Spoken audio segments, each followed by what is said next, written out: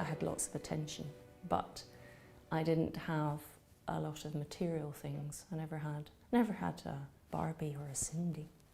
Although I did have some dressing up dolls. But I think my parents were quite conscious of the fact that I was a single child, and they were very determined not to spend an awful lot on toys or sort of overdo it from that point of view. I was educated at a girls' school, which is the whole conversation one could have about single-sex education. For me personally, I think it was hugely beneficial because I grew up without any kind of sense that doors might be closed to me because I was female.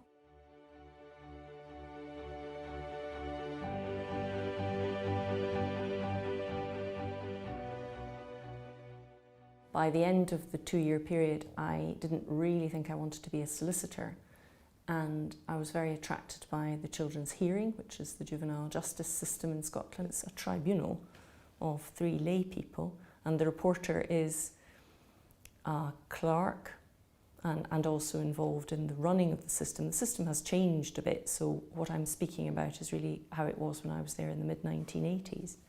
The grounds for referral are very wide and range from what one might call neglect or lack of care through truancy, not attending at school, commission of offences. And one of the things I discovered during my period as a reporter was that I enjoyed the court work side of things. So that, I think, planted the seed about possibly coming to the bar. I was called to the bar on the 14th of July 1989, which was the 200th anniversary of the storming of the Bastille. It's a fact that means absolutely nothing, but I quite like it. In 1993, I became a standing junior to the Scottish office, and the particular department to which I was allocated was agriculture and fisheries. And that was the beginning of doing work, government work, which has continued to the present day.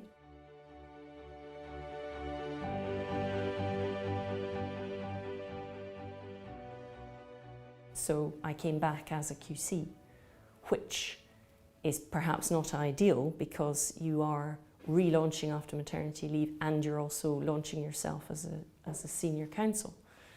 However, I managed it. My husband is really quite strong on the proposition that I don't owe him gratitude. So if I have ever said, thank you for doing this, he will always respond, well, you know, they're my children and I chose to do this, and he doesn't see it as a situation which calls for gratitude, for which I would pay tribute to him. When our first child was born, he was working for Edinburgh University in IT.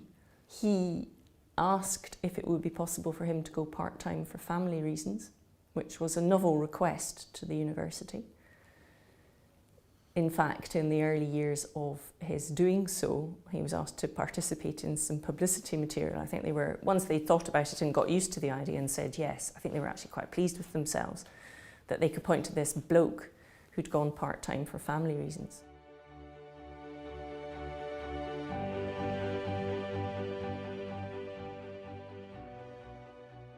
The main areas in which the church finds itself bumping into civil law are regulation of charities and employment and discrimination. The church also has its own system of church law, and I advise on that if I'm asked to. They have a legal questions committee on which I sit ex officio, so I attend meetings of that. And then lastly, in May every year, they have a General Assembly which runs for a full week. In their words, I'm there as a resource. I sit and I listen, and if something crops up about the law, then I can be asked for my views, which can be a bit alarming.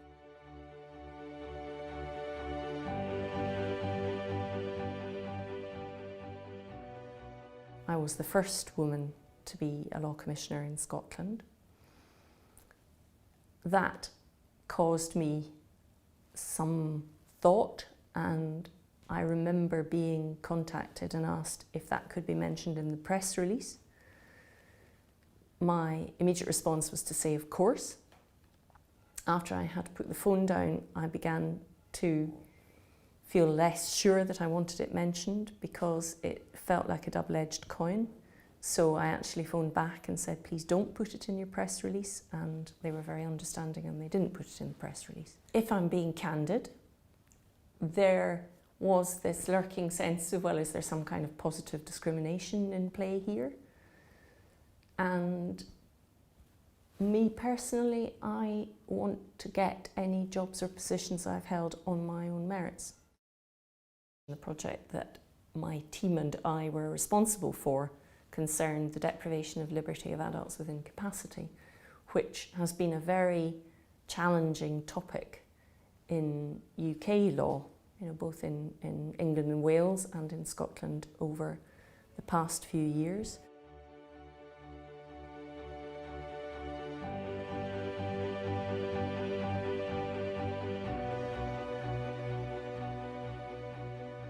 Penrose Inquiry was into the transmission of viruses, two viruses in particular, HIV and hepatitis C, by blood and blood products.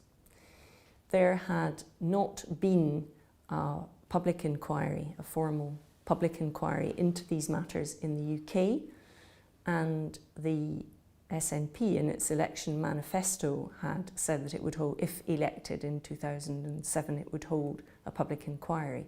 Plainly, the suffering of people who acquired these viruses through treatment which was meant to make them better is unparalleled by anyone else's experience. Anything we felt, and some of it was very distressing, but that pales into insignificance compared to the suffering of the people at the heart of it. That said, we acknowledged, the report acknowledged, that clinicians had suffered as well, which has proved to be a controversial acknowledgement. The particular period of time on which we were focused was 1974 to 1991, which is plainly a very long period, and trying to chart the evolution of the problem and trying to investigate the various factors which had contributed to it was an enormous task. I hope that women will continue to come to the bar, very much hope that. And I think it's a very good career for somebody who is, you have to be a bit of a self-starter plainly because you're going to be self-employed. You have to have a certain level of self-confidence. So it's a very good blend between that kind of independence and autonomy, but it's also very collegiate. So if you come out of court and you've had an absolutely terrible time, there will always be somebody willing to go for a glass of wine. We all offer the shoulder to cry on service to each other.